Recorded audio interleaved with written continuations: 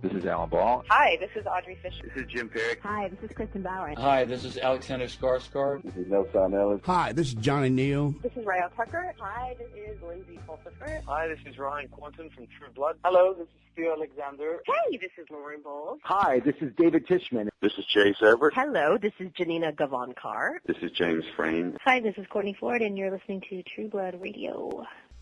Hi, this is Liz and Mel with True-Blood.net.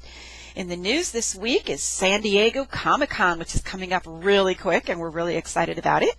Last week's ratings, we're going to talk about that just a little bit. And, of course, Whatever I Am, You Made Me. That is our episode discussion tonight. So this is podcast number 181 for the week of June 24th, 2012. So let's get going. That's right. Comic-Con is just a couple of weeks away now. And, of course, True-Blood.net will be there to bring you all the True Blood-related scoop. We did find out that True Blood's panel will be on Saturday this year. It's back in Ballroom 20. It's been there for the last 3 years, I believe. And it will be on Saturday, July 14th. We don't have the time yet. That will likely be announced on Saturday of this week as the Comic-Con official schedule rolls out. So stay tuned, and then we will have a full preview of everything True Blood related happening at Comic-Con going up shortly before Comic-Con, so that you can add that to your planner and make sure that you catch everything. So again, Saturday, July 14th, Ballroom 20. We'll see you there. All right. The totals for last week's episode, Authority Always Wins, came in. We were a little drop from the premiere, but that's always expected. The numbers rounded out to about 5.3 million for the entire evening, and those numbers can start. Well, they'll probably start going up again as the season continues, especially in view of the fact that the buzz for the season has been so good. Yeah. I mean, I am really seeing very, very few negative comments about the season so far. And I know this is only the third episode in, but it's been good. Mm-hmm. So, yeah, I'm thinking some of those people that kind of maybe said, oh, I was not happy with last season or the season before, I'm thinking they're going to start trickling back. So yeah. Watch those numbers. We'll keep bringing them to you. That's right. We also have a special offer for Sookie fans. You can get the audiobook version of Deadlocked for free. You can check out audibletrial.com/trueblood for your free audiobook and free 30-day trial of Audible services. You can choose from thousands of titles, including all 12 Sookie novels, plus tons of other great fiction and nonfiction writers. Again, audibletrial.com/trueblood, and check out your free book. All right. Well, we're going to go right into episode discussion. Tonight's episode was titled, Whatever I Am, You Made Me. And I got to say, the title was very, very good for this episode. Do you agree? I think it was. I kind of wondered who they were referring to with that title, but it was like everybody. Yeah. I mean, even Jason mm-hmm. was in on that title. So that was really interesting. We got to see Lorena again and her relationship with William and what she was making him, mm-hmm. Before he broke free from her. That was interesting. We had Eric and Pam. We had Pam and Tara. I think there was even, we got to see Debbie's parents. Mm-hmm. I'm not really sure if we saw, maybe why she went as wild as she went, but kind of wonder if that played into the title a little bit too. So definitely an apt title. Steve. There was. Okay, we still don't know who made him though, right? No, we don't know who made him. Did I? Okay. We don't know who made him, but we do know that he was made 4 months ago. Now, mm-hmm. we know his vampire age is only 4 months. So that whole time that he was missing last season, he was already a vampire, I guess. Mm-hmm. Yeah. So what happened to him before that, I don't know. Yeah. He was in captivity. I don't know. It might have been a nasty situation. I don't want to know. Yeah. Well, he's the new Nan Flanagan. Yes. So that was cool. I liked that. And I also liked how they kept staging him when he first came in to speak with Roman and Salome. They kept staging him so he had that light right above his head, like a halo. I thought that was cool. Yeah. Oh, they're so clever. They these are. People. We found out for sure there was a lot of speculation, a lot of guesses, and we were pretty much spot on there that Steve Newland was working for the Authority. That really didn't come as a surprise. Yeah, I don't think so. No, I think we kind of all figured that out when he went on that show in last week's episode. Yeah, so he would have to have been working for them in order for that to be okay. So it's pretty much, ground in cement now. Mm-hmm. Yes, I went there. So I know it's bad. Oh, anyway. All right. So we start off with Tara. Poor Tara. Yeah, well, I don't know if we can call her poor Tara anymore. Well, she's still, I hope tonight is the last episode that we've seen the self-loathing. Yeah, yeah, so do I. I think, though, we saw some signs of her, what kind of a vampire she could be. Mm-hmm. Because she had real control over herself, like more so than as a human. She exerted more control over herself as a vampire than she did as a human in a lot of situations. She came upon that girl stranded by the road, and you remember back when that casting call came out, and I speculated that it was Rogue Vampire Tara was the one, and we got a lot of "Nuh-uh, there's no way." Yeah. Ta-da! But she let her go. She said, "I'm sorry," and she let her go. Yeah. I was stunned. That is not the Vampire Tara I expected. No, she saw a reflection of herself in the window and said, "Oh man, I am that monster now." Yeah, that's not who I want to be. And she kind of kept doing that throughout the episode. Mm-hmm. She just really had to keep herself in control. And she told them even, "I want to rip your throat out right now." Yeah. And drink all of you and drain you dry. Mm-hmm. So don't come near me. I don't know. That was just that's the strength that I was hoping she would find. That's in there. By contrast, when you think back on Jessica. Right. Well, Jessica was young and everything, but still, as a new vampire, even she didn't have that much control. Right. And so Tara, I think you're right. I think we're going to see. Now, mind you, I didn't like this whole story. Remember, I'm the one that said, Tara vampire. Why'd you do that? But I do like seeing the contrasts here. Okay, this is becoming more interesting to me. The change in her character from human Tara to vampire Tara, the similarities between the makers, Pam versus Bill. Then Jessica and Tara, we haven't seen them together. I hope we do. But, and I think we will. I suspect we will. Oh, I'm sure they can't pass that up. Yeah. They have to. Oh, you know what? Actually, I've seen a screen cap of the two of them at Fantasia. Yeah. Yeah. So, and I know that Deborah Ann Woll has been talking just a little bit about it. And so this is going to be interesting to watch. I'm going to be interested to see how this develops.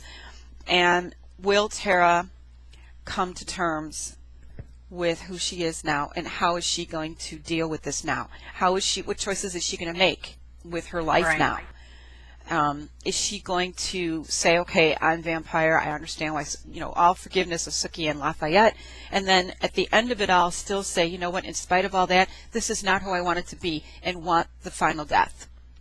Or will she say, there's a lot, my life was cut short when I was young, and now I'm just going to live it, and I can live it in a different way now, and I won't be bullied anymore.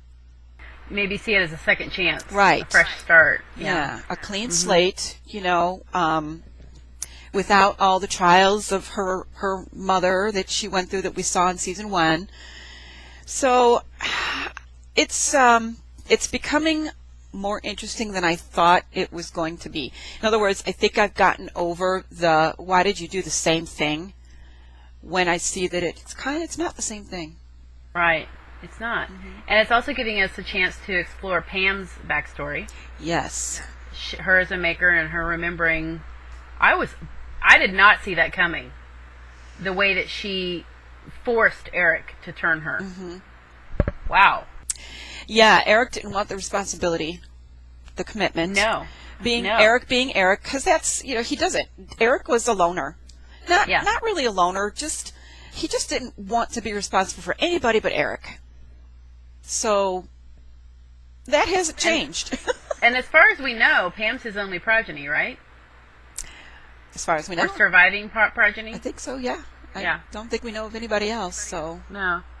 So, yeah. But there's something about her that he connected with to the point that when she went and she opened some veins and told him, decide, are you going to let me die or are you going to turn me?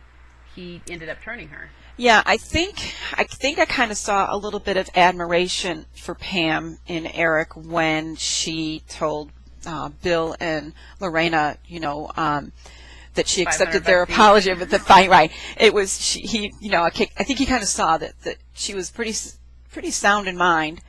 And she wasn't. They were talking about being vampires right in front of her. And she knew what they were doing. She saw them feeding on this girl. And it didn't really faze her. I mean, mostly it was like, ugh, great, here we go again. I don't know what to do about this. I can't, I can't tell them no. Can't refuse them. But she wasn't going into hysterics or, she was just, I think she has a strength of will that he recognized right away. And then that mercenary tendency that she has, demanding the money. Yeah. There was definitely a glint of admiration in his eye when she did that. Almost like he recognized a little bit of maybe a kindred spirit there. Yes, definitely. So that was pretty cool. And that was the first time Eric had met Bill, which a lot of people had been speculating on this week. And kudos to you, Trubies. You were all right. So smart. Yep. So it was interesting to see Eric being the dominant vampire in that situation. Yes. Considering what we've seen of the three of them together since. Chronologically since then, but before. Right. In real life. But even there, previous seasons. Even there, you saw the Bill that we know now as he stood toe to toe with Eric, looking dead in his eye. Yeah. In other words, that's true. he knew that he had to toe the line, but he was also sending a message to Eric, I'm not afraid of you. I understand you're stronger than me. You could kill me right here and now, but I'm not afraid of you. And speaking of death wishes. Right. So, that's pretty cool, I think. And we know that Bill and Lorena were responsible for the problems that Pam was having. So, and the reason, this must have been not too long after Lorena turned Bill. It would have been about 40 years. Okay. So about 40 years, yeah. So he was still fairly young, and she was still training him, but not doing a very good job of it. Well, she's not quite right in the head. She's a little crazy. Yeah. And so then it was about 20 years later is when they split up, I guess. Bill and Lorena went their separate ways. I think it was about in the mid-20s. Yeah, he had had enough. Yeah. So just some interesting. Yeah, I'm not gonna say it was nice to see Lorena, but I do enjoy seeing backstories and how people crossed paths and interacted previous to when we. Right. I loved it. I also like that these backstories, I was kind of waiting to see Pam turn and go, okay, well, I'm a maker now, so I better go and take care of my progeny. After going back in time and remembering what Eric said to her, especially when he said to her about the commitment and, what it took to be a maker, I kind of thought, here you go, Pam. You can't just turn Tara and then leave her. You are going to have to take responsibility for this now, even though you were asked to do it and you didn't really want to do it. It doesn't matter. Well, I think that's where we left the episode. She had been fighting that, and it had triggered her memories of when Eric made her, but she was and so she was feeling nostalgic, and obviously she's missing Eric terribly, and it's coming out in her mood, and But I think at the end, she sensed what Tara was doing Mm-hmm. to herself when she climbed into the tanning bed. Yeah. She's trying to commit suicide. Pam sensed that, and I think that was when she finally was like, fine, okay, I get it. I get it, universe. I get it. Yeah. I will act like a good maker. I will be a good maker. Yeah. So that's going to be interesting to see, too. Yeah. Oh, I can't wait to see the 2 of Mm-hmm. them. I cannot wait. I mean, does Tara even know that Pam's the one who turned her? Yeah, I don't know. I don't. Because, dude. At this point, where would she have found out? I don't know. She's been. It might just be something that she knows. She just knows it. Mm-hmm. But we don't know. We haven't seen any evidence that she knows. No. So, but I mean, had they even met before? Well, I think that one time when they went into Merlotte's, right? When Eric and Pam. I don't remember now. Might have been. Like in season 1, maybe? Might have been. I don't recall now. But Yeah. in any case, Pam's got her work cut out for her. Yes, she does. Well, maybe not as much as we thought. Maybe not. Okay, because Really? Tara she's not crazy. She's not Right. crazy. Some people said that maybe, we were going to see a little bit of, Bubba in her. Just an homage to Bubba in Tara. That's obviously not going to happen because Tara isn't crazy. She's just mad and trying to stay in control. And they also showed us before the opening credits, they showed us that side of her face healing, finishing healing. And I think we're supposed to then just accept that her brain is now healed. Yeah. So, from the shotgun blast. So she's not the Bubba character, which will make Pam's job both harder and it makes me very happy. Easier. Me too. Now we did get a Bubba shout out. We did. Yes. We did. Elvis was spotted buying turkey jerky at 7-Eleven. Yes, I caught that. That made me laugh. Yes, I LOL'd. Pretty funny. Bubba! Pretty funny. Yeah. So, but yeah, Sookie goes and asks Pam for her help. And, she's pretty... That was a good scene. I loved it. Man, they were in each other's faces, and then Pam throws her across the room, and Sookie just so matter-of-factly stands up, pulls out the microwave fingers, and tosses her back across the room, and then turns around and leaves. You go, I loved Sookie. it. I loved it. That's the Sookie I love. I do too. Pam, don't mess with her. That's right. She's not going to take it. Nope. So, that was awesome. I really like And that. it felt a little bad for Pam, too, because she's just having a bad day. She really is. She really is. She is not having a good time of it. So I did get a kick out of her super fast texting, though. And typing. I wish I could do that on Sunday nights when I'm tweeting and I watching know. the show. And Yeah. It just reminded me of, Franklin Mott and his super speedy texting. Just made me chuckle. That kind of consistency, it just makes me laugh a little bit. So anyway, good Pam. I love the flashbacks. I love her dress, of course. Yes. So then we have Bill and Eric with the Authority, and they are being given their instructions. They've won Roman over, and, well, in a way, or at least Roman sees the advantage in using them. Right. And Bill gets it right away. We'll come back or die trying. So, if I were Bill, I wouldn't have said that. I think he was just acknowledging, we understand. Either we come back with Russell or we're dead. We had it. Got it. So, torture devices, death devices strapped to them. Yeah. So, and strapped to them by none other than Tina Majorino. We finally get to see Tina. Yay! Now, I was looking back at the casting call for this, and it was for this. Her character was described as cute as a button, but she dressed like a retro pinup girl, and that clearly Tina Majorino is not going to do that. No. She was basically Mac from Sonic Mars, but with cooler toys, It right? was so cool because that's exactly what I thought too, as she was, doing her, there's an app for that. My famous last words, there's an app for that. Awesome. And she pulls out, all I have to do is press this button here and boom. Yep. I saw Mac right away. I was so excited. Oh, yeah. So excited. It's good to see her. And it seemed like, oh man, she just seemed to be having so much fun in that scene. Just getting to play with these shirtless vampires. Yeah. I don't know. I was just watching that scene and thinking, oh, Tina, you are clearly enjoying this role. You are clearly having fun. And the guys seem to be enjoying it as well. They seem to be getting a kick out of the way that she was doing the character, and you guys are too cute to be goo. Oh, gosh.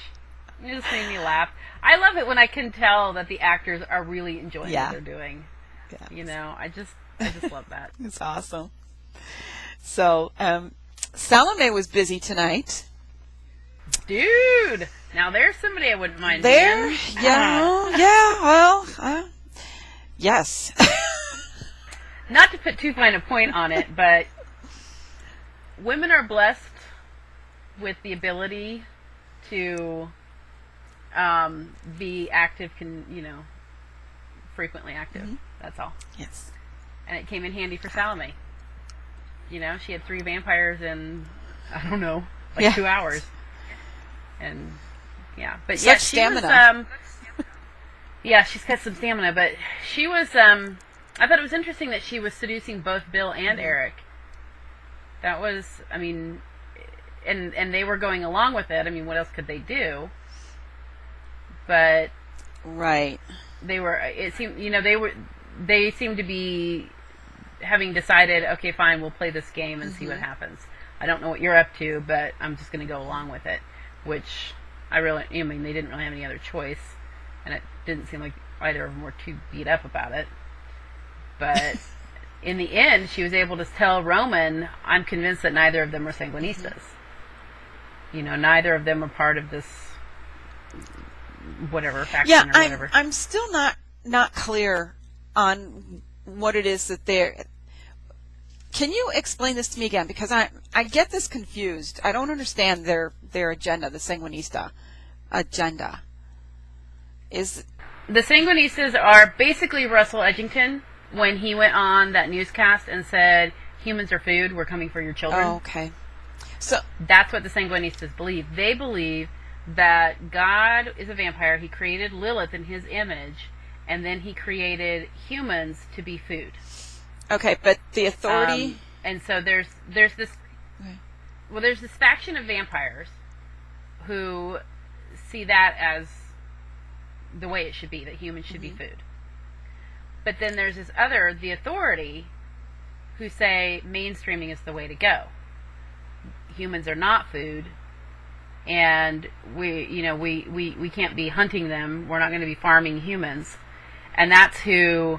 Roman and the council, they're mainstreamers. Okay, that's what I needed clearing up, because I felt a little confused when Roman said what he said in the council meeting there, where he said that if it weren't for humans, we wouldn't exist. So does that mean... because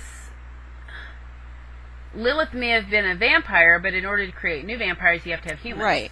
Right. So what he said was... So all vampires are descended from humans and from Lilith. Oh. If you believe that. Although, at the same time, it seemed like he was testing... who was he interrogating? Bill. In the last episode, Bill was being interrogated by Dieter, who asked him, do you know what this is? And Bill says, yes, it's the Vampire Bible, and this is what we believe. So it seems like the authority and the AVL, they believe that Lilith was the original vampire, and maybe that humans were put there to be food, but at the same time, humans are not just food. And they shouldn't be treated like cows. Okay. They should be allowed to live their separate lives, and especially now that True Blood is available, that they should not be forced into, being blood donors. All right. I'm cleared up now.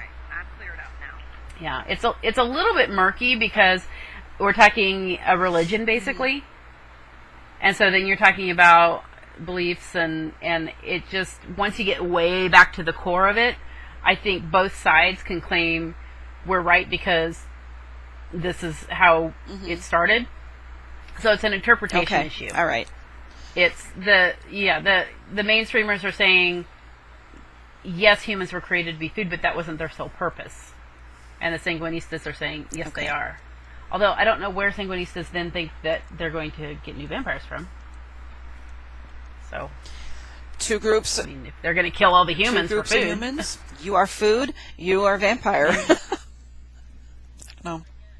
I guess. I don't know. Maybe once Russell is up and at him again, we'll get a little more clarity on their agenda. But do you think that Nora really is a Sanguinista, or was she just saying that to save Eric? I don't think she is.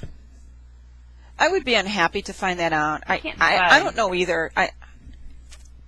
I'm hoping that she's not, but at this point I can't tell. I haven't really seen enough of her tonight, and they're still interrogating her too. So I don't. Right.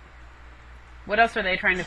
Well, they want to know who she's working with within the authority, because they know that there's someone else in the authority that she's working with, and I'm pretty sure it is too, especially after tonight's episode.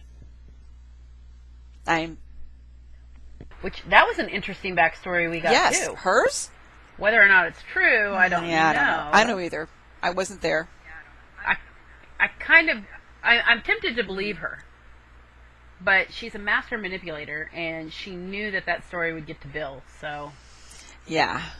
I don't know. So I don't know. Could be true, could be not. But it was an interesting backstory on Salome. So... Yeah, yeah. So, she's an interesting character. I totally believe that she is the big double agent. Yeah, I do. Yeah, I do too. I do. Yeah. I think that she's the one that released Russell, for sure. I'm positive of it. Mm-hmm. So, we'll see. Hopefully, she can come to Nora's rescue. I don't know. We'll see. I'm pretty sure there's a close relationship between the two of them. She did say that she was Nora's mentor, but I'm pretty sure it was more than that. Yeah, so. Interesting. It's heating up. It is heating up. So. So, Lafayette had some interesting things happen to him. That boy is scared. Yeah. I liked that scene where, I don't know if I liked it. It was interesting, the scene where Arlene was mad at him for having turned Tara. And his demon came out and poured bleach in the gumbo. Yeah. Whoa. Well, it was in question what happened to the demon, because Marnie had taken it. Yeah. So, and then everybody died. Left the demon. Right. So. Right. So the demon is still in Lafayette. So Lafayette's got some issues to deal with besides his cousin. He does. Yeah. But he was scared. He was really scared about being found out.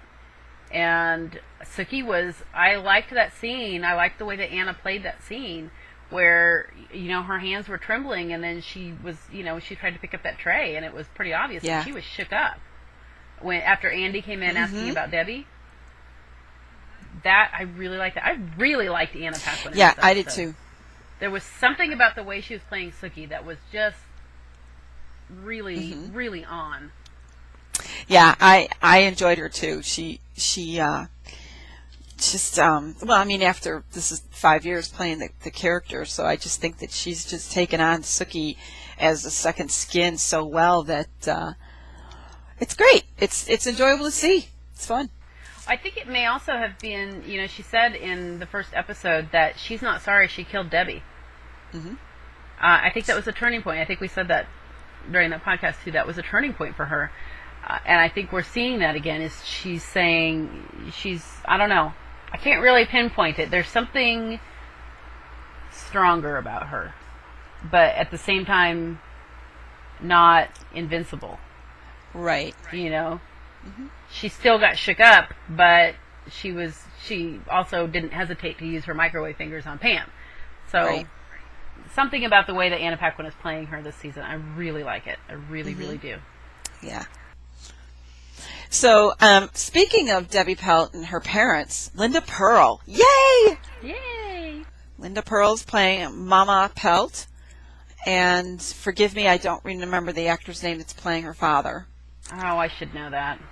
I've seen him in tons of stuff. I have too. I knew his face, and but Linda Pearl is she's gosh, I knew her first time I ever saw her. She was playing a blind young maiden in this miniseries called Pompeii some years ago.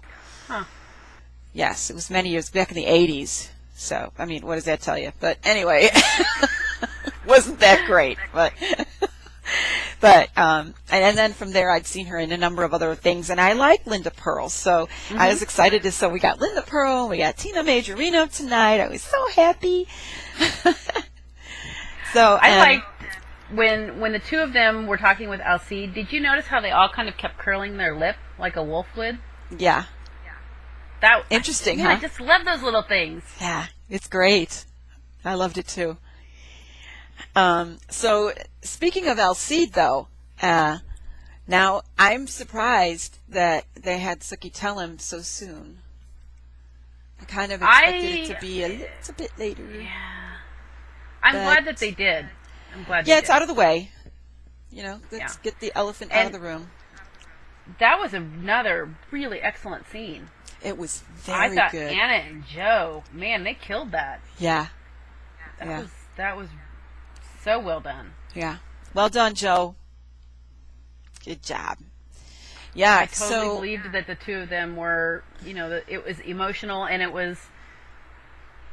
I just believed it. I believed it. Yeah. Yeah. Sookie.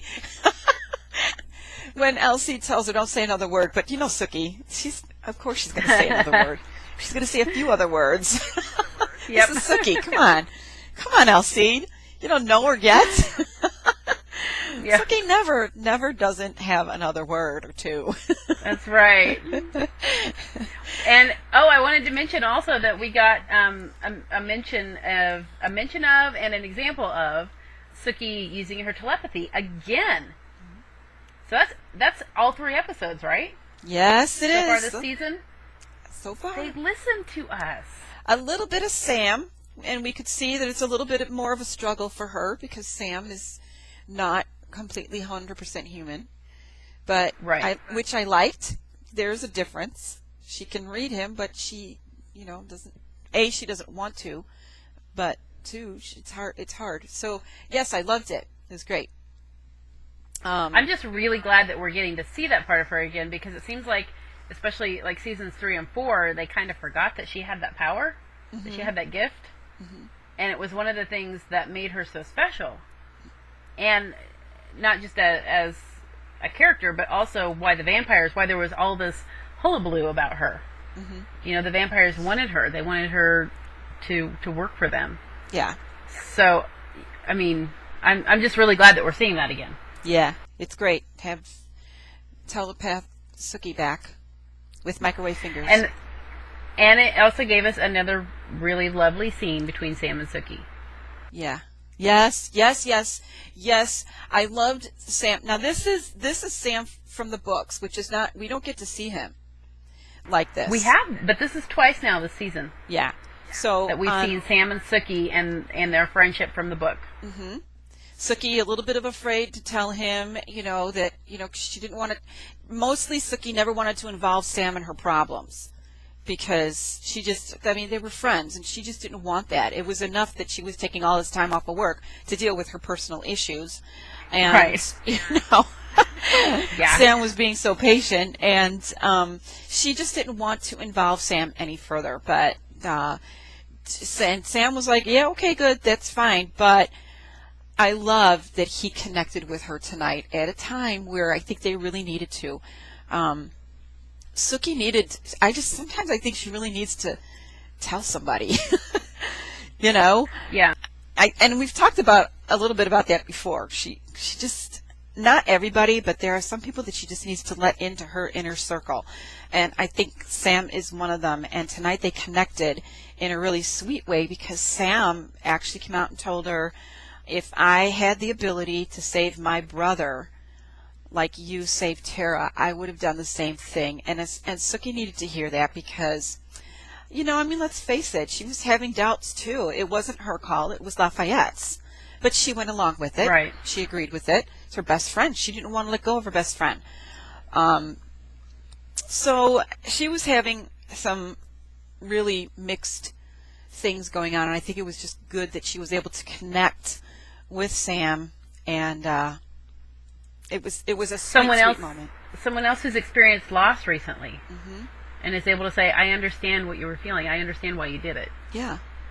It was great. It was a great scene between them. And if I give you a hug, are you going to think of my boobs? Well, yes. Well, at least he's honest. At least he's honest. Honest Sam. Yes, I'm going to think of your boobs. Oh gosh, I just so love that they're bringing that from the books into the show. That is one of my very favorite things about the books. You know, I'm an unabashed Sam and Suki fan from the books, and that's something that I have really missed. Even not necessarily for him to be her love interest on the show, but just to have that friendship from the books. Yeah. Yeah, because that. I mean, the girl, you know, she doesn't have friends coming out of the woodwork here. No, you know, she needs them.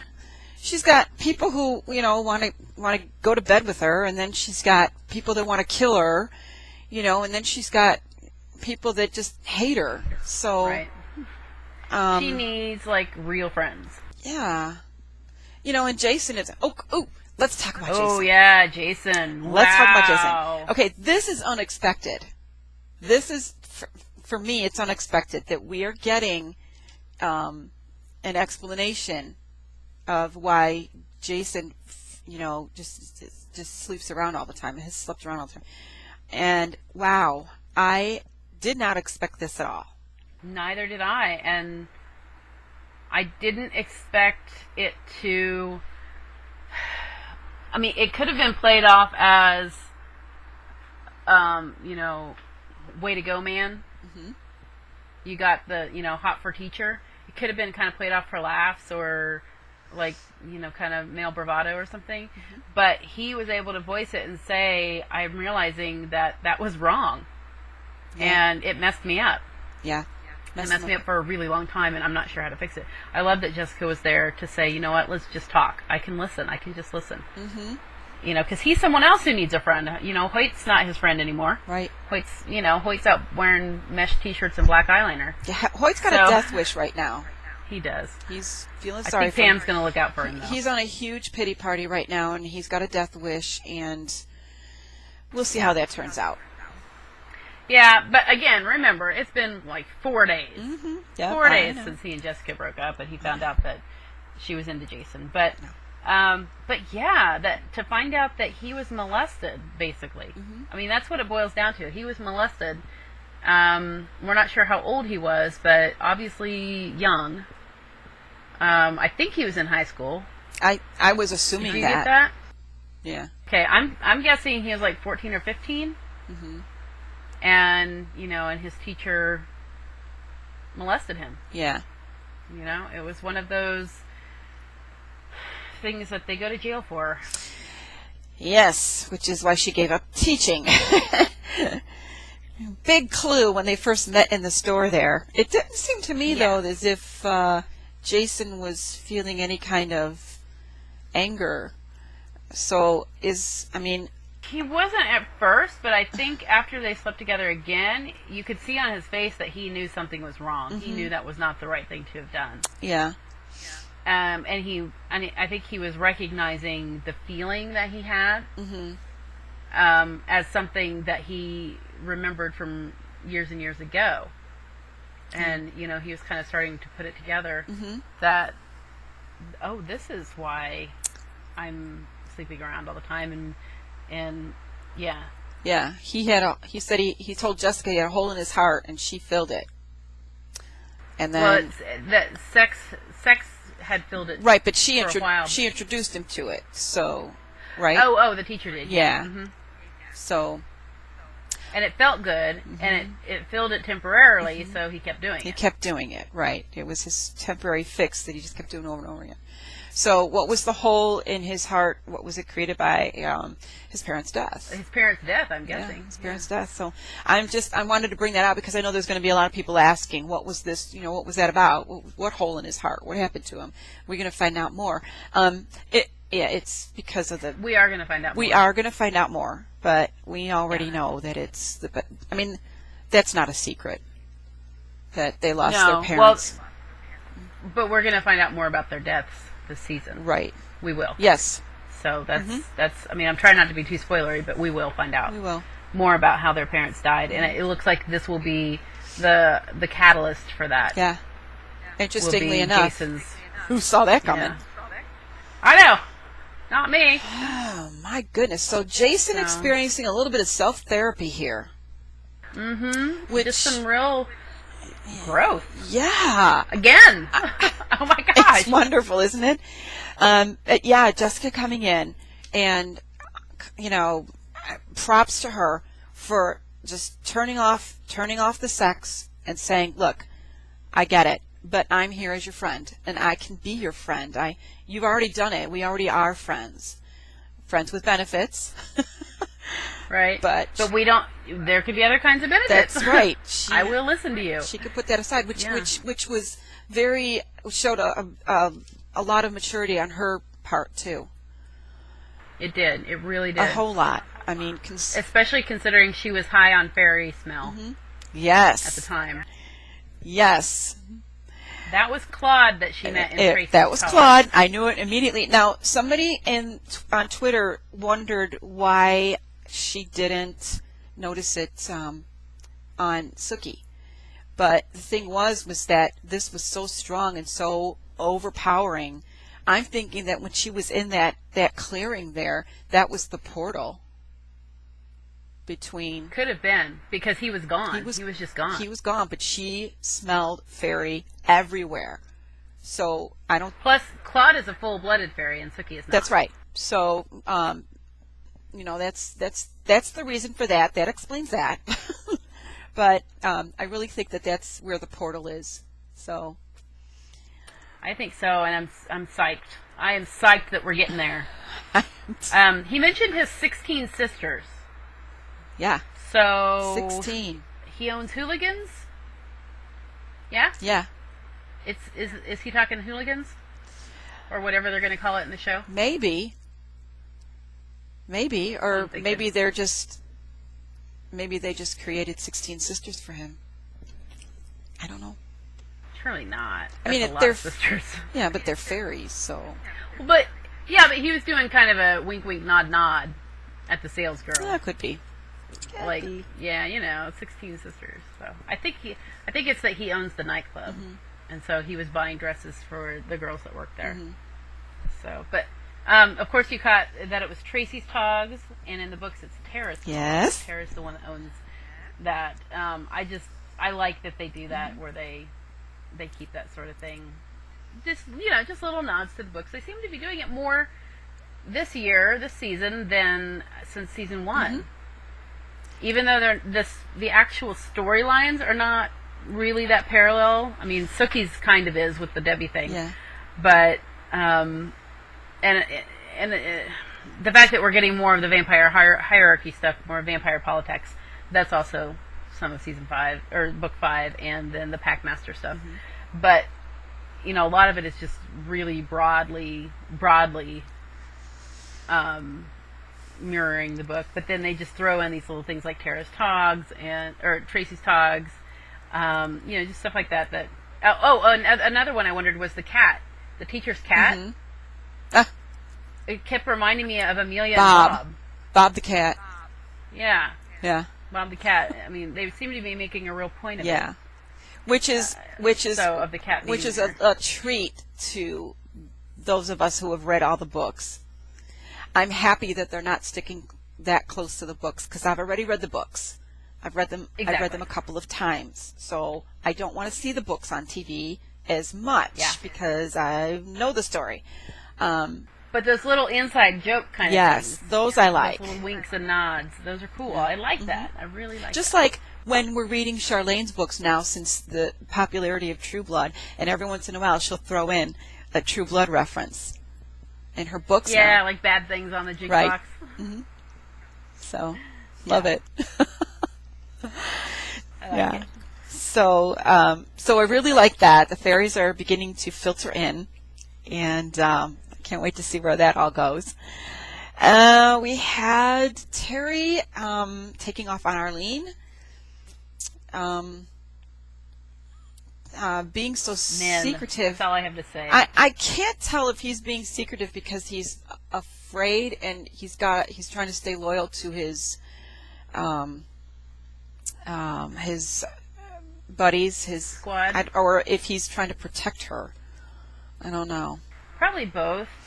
And because he's a guy, he's getting all, I don't know when I'll be back. I can't tell you where we're going. Blah blah blah. Yeah.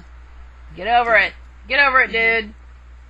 Just tell her. Yeah. Poor Arlene. And then she finds, and then there's Vampire Tara. Well, when you look at that, and you look how Arlene, reacts to things, if I were Terry, I wouldn't tell her either. Yeah. But it's like a vicious circle. If you don't tell her, she gets all worked up. So you don't want to tell her because you know she's going to get worked up. But if you don't tell her, she's going to get all worked up. So I don't know. Arlene's just worked up anyway. So she is. She's kind of perpetually on 11. Yeah. A little side note. I loved her earrings. Oh, I coveted them. She had a really fancy fanny pack on tonight. Oh, yes, we do notice the fanny pack. Studs on it and stuff. Yeah. I know that was a little off topic, but I couldn't help myself. I liked her bling. Yep, she has a good bling. So, all right. Well, what are we missing? We missing anything? I'm sure we are. That's about all I had in my notes. Yeah, we had a little Andy with the picture. Oh my God, on Facebook. Poor Andy. Gee. Oh gosh. He's so funny. Get used to it though. He's just adorable. And him and Holly saying, aren't we lucky? We found each other. We're just two peas in a pod. Yeah. Anyway, I know that it's not a big hoo-ha storyline, but I just think it's adorable. I can't help myself. It's a little comic relief. So I think we need that a little sometimes. It was a heavy episode, but it was an excellent episode. What did you feel overall? I felt like it was excellent. I liked it a lot. I really did. I felt like we had some solid acting from Anna and Joe. Rutina is really. I'm excited to see what she's doing with Tara in this new incarnation. I liked the flashback. Seeing how Pam and Eric were together, but seeing their connection with Bill and Lorena. I liked seeing that. I liked the way that they're just making these different connections. And finding out little bits and pieces. I'm still very curious about what's going on with Salome. I like that character. Man, I really like that character. I want to see more of Nora. She's the one I was most excited to meet this season. But we haven't really had a lot of time with her yet. So Salome is just blowing me away. I'm loving that character. She's so much more than I thought she was going to be. She's excellent. Yeah, she's I didn't feel. I kind of felt like this flowed a lot smoother. It did. Yeah, than maybe last week's. I think this last week's was better than the premiere, but this was better than last week's. Yeah, this one just seemed to be a nice, even flow to it, and I really liked it. Like, the change in storylines didn't jar me. So I like that. It's coming along.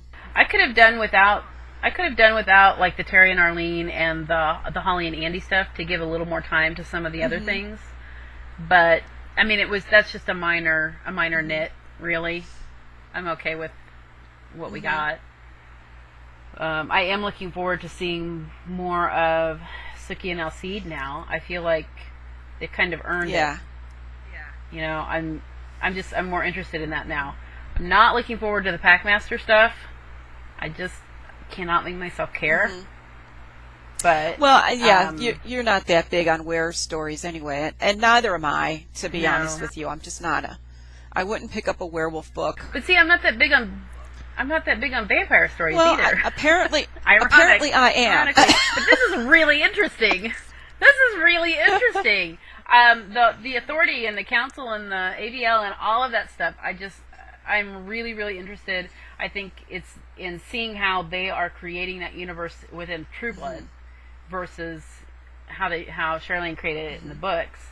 I am interested in all of that and the politics and the who's playing whom and who's got what agenda and all of that. I'm really interested in all of that stuff.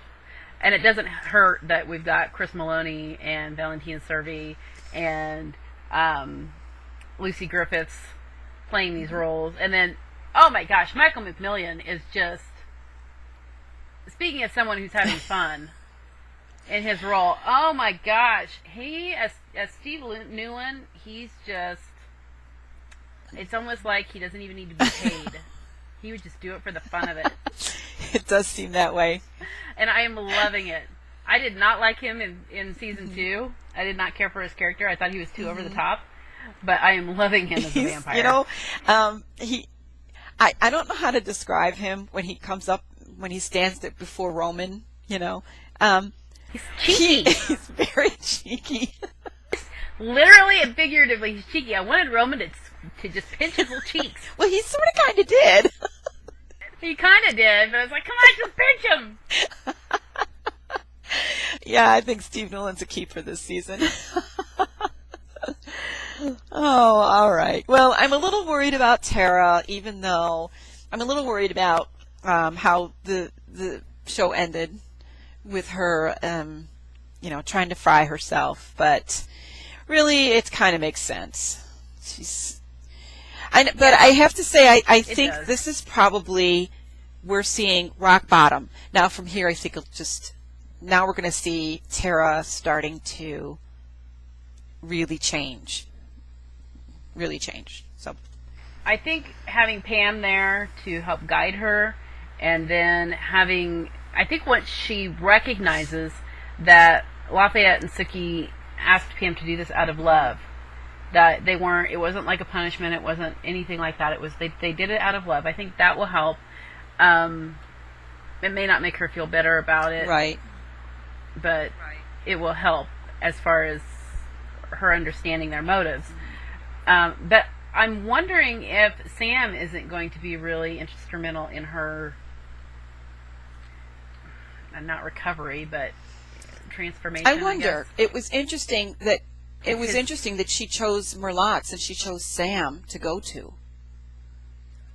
She's always felt safe with him. And, as a shifter, he understands, he's gone through something kind of similar when he was learning about his own powers.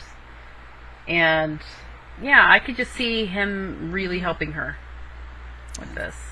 And maybe Luna, too, but she doesn't really know Luna that well, so. And then offset all that with Jessica's friendship.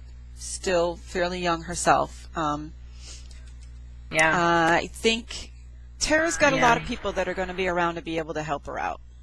So, if she survives... Yeah, I think she'll be okay. Yeah, she'll survive. She's strong. Pam will get there in time. Yeah. Oh, for sure, yeah. So. All right. I think that's it for episode discussion. We pretty much covered everything that we wanted to cover. We are going to head into spoilers, and don't forget to check out Billy Dew's complete recap. That'll be going up here in a couple of days at True-Blood.net. But before we go into spoilers, I think we're going to pause for a little commercial break for you. Okay, and we're back, and we are ready for spoilers. We had we had just kind of a short write-up. I did just a short, brief history and some information on Lilith, who was first mentioned in last week's episode. And some people were kind of curious about that and where did that come from. There were some people that were offended. We didn't think we were really going to get any, but there was one person in particular who commented on the site and said, she's never going to watch the show again because that really offended her that they did that. And while I can respect that, I do find it interesting that that's where she drew the line, not all of the violence and sex, yeah. And cursing, but different strokes.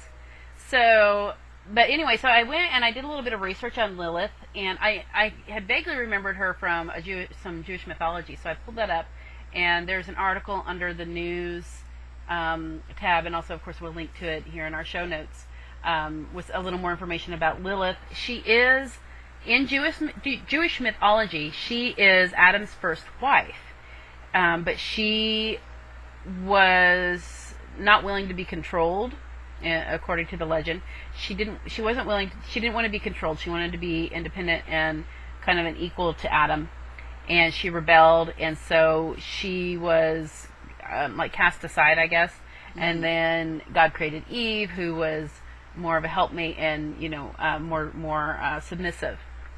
And so then, but in Jewish mythology, Lilith kind of morphed with these Sumerian legends about female vampires who were called, I think, the Luli. I'm sure I'm not pronouncing that correctly, but the Sumerian word for those female vampires sounded like is where it's believed the name Lilith came from. So, and someone else mentioned that there were songs that, you have to check the comments. I don't have them pulled up because my computer's going to crash if I try to pull it up. But while I'm podcasting, but somebody mentioned in the comments that the word lullaby also derives from that same set of myths and legends, which I thought was really, I didn't know that. Lilith. I hadn't seen that anywhere. So, so there's a link in that story also to a lot more information that some people have put together about the Lilith legend, the mythology, that you can go and look at. And so it's interesting how True Blood's kind of appropriating that for their own vampire creation story. I like it when they do things like that, where it's kind of rooted in real world mythology. Kind of like Marianne was, right, the Maenad, and they used that, and here they're using Lilith for the vampire mythology. So you can go check that out. Again, we'll link to it here in the show notes, or it's under the news tab.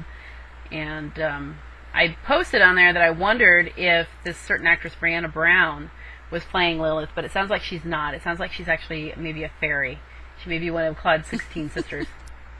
But she had said that she appeared at a certain point in the preview, and I took a screen cap of that, and several of you very, very kindly, oh my gosh, pointed out that no, that's Pam. And, due to the lighting, I was like, okay, that could be Pam, but it could also be her. I couldn't tell for sure, but I think it is Pam in that screen cap. So I don't know what she must have thought that was her. Mm-hmm. I don't know why, but it looks enough alike that the actress herself thought it was her, but it's not. So we'll have to wait and see what all happens with her. But I believe that that actress Brianna Brown shows up next week, so we'll have to see. Right. We'll have to see. But yeah. We'll see which character she's playing, and it'd be cool. Maybe she's Lilith, and maybe she's not. But that article helped me, because remember in the last podcast, I was one of the people that I had never heard the story before. Yeah. I had a vague recollection of it, so I was glad people were asking, because it prompted me to go ahead and look it up. So. Good job. Well, we had posted a few weeks ago, we had the episode synopsis, brief ones of the July episodes, but now we've got more full synopses from HBO, the official ones that have come out. So we're going to run through those real quick for you. July 1st, We'll Meet Again. Eric and Bill have doubts they will survive the search for Russell. Sookie opens up to Alcide. An irate Lafayette unwittingly puts Sookie's life in danger. At authority headquarters, Roman and Salome continue interrogating Nora about the Sanguinistas and a possible traitor within the council. Pam forces Tara to toe the line.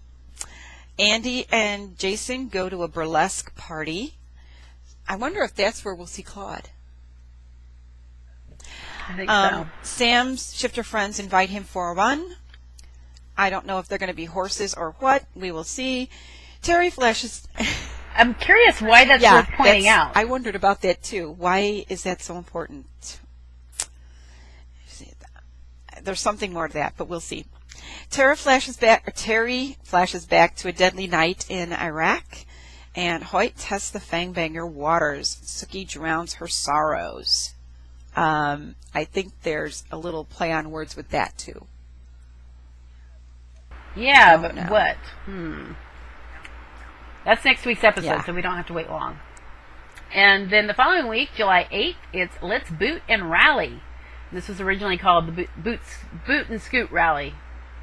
Boot and, I'm glad they changed Rally Alley. There we go. Boot and Rally Alley. That's it. Originally it was called Boot and Rally Alley, but now it's Let's Boot and Rally. So with some time running short, Bill and Eric enlist Sookie to probe for clues on Russell's hiding place. So I guess we're going to get her telepathic powers back at work. We're going to see that. Unable to deal with the demon magic inside him, Lafayette calls out to Jesus' spirit for help. Patrick Devins and Terry are held hostage in a bunker belonging to their Iraq war buddy, Brian Eller. Jason wakes to a disturbing dream. Jessica gives Tara advice on adjusting to vampire life. Yay! And Sam visits Luna with bad news. Please don't say it's her mother-in-law. I don't know. Well, all right. Well, July 15th's episode is titled Hopeless. The aftermath at the asylum leaves Sookie with an eerie sense of foreboding. At Fantasia, Pam breaks up a vamp girl fight, praising Tara for her tenacity. So Tara must be working. Okay, that's got to be between Jessica and Sarah, right? Tara? What? Right? That vamp girl fight, it has to be between Jessica and Tara, right? No. I don't think so. Vamp girl fight. It might be Tara and somebody else, but I don't think, I would be surprised if it was Jess. I'd be surprised. I don't think it is, but I could be wrong. It's happened once or twice before. But it leads me to believe that Tara she'll either be frequenting Fantasia or she's working there. I wonder if she's working there. Pam keeping her close. I don't know. Anyway, Lafayette visits Ruby Jean. The wonderful Alfre Woodard is coming back. Woohoo! She also received a disturbing message from Jesus. Interesting. Fearing for his family's safety, Terry blames his curse for his troubles with Arlene. Alcide challenges J.D. Sam offers to help Andy investigate the recent shootings, and Roman lays out his plans to take out Russell. There you have it. Take out Russell. And that's it. Okay. That's exciting stuff. Now, some people had been saying that they thought that meant we were going to have a 2-week break after the July 15th episode. I think it's just that that HBO only puts out things like up to a month in advance, and those came out, that's how far in advance they were willing to go. So I think we're straight through until the season finale at the end of August, but we'll wait and see. All right, and that's our show for this week. Don't forget to bookmark True-Blood.net and keep yourselves up to date on all the news. You can also follow us on Twitter at True-Blood.net and find us on Facebook as well. Convenient links are posted on the sidebar on our main page, and we'd like to thank you all for watching. We'd also like to thank Minda for doing such a fine job editing our podcast. You can subscribe to True Blood Radio on iTunes at the link now showing on the screen. And hey, if you're already a subscriber, could you do us a favor and rate our show? We'd really appreciate that. You can also listen to us on Stitcher, the free app that allows you to listen to podcasts without having to download them and use up your phone or iPod memory.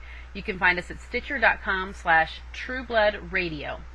And don't forget to send in your comments or questions to webmaster at true-blood.net. We'd love to hear from you. Have a good week.